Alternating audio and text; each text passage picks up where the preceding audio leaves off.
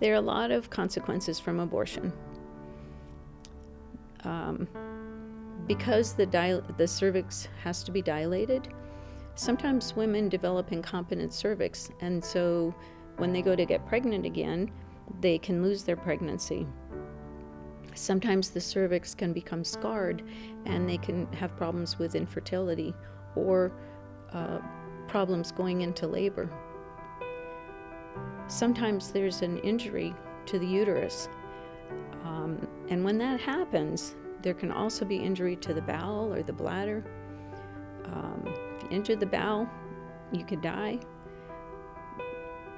If nothing else, you may become septic, which means have a really bad infection. Need additional surgery.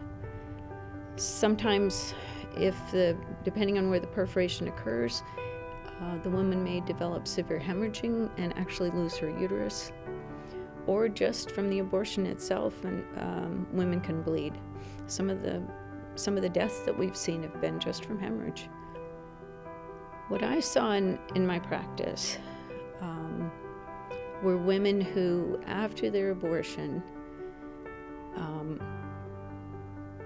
were really devastated, but they weren't telling anybody. They told me because people tell their gynecologists things they don't tell anybody else.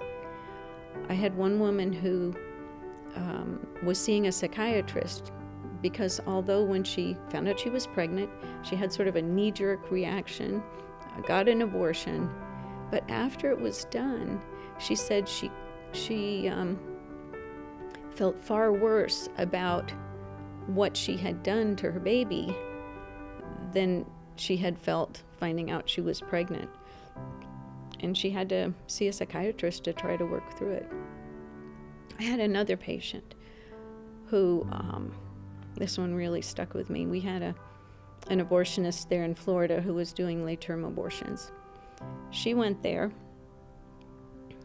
had a very bad experience. They were very uncaring. They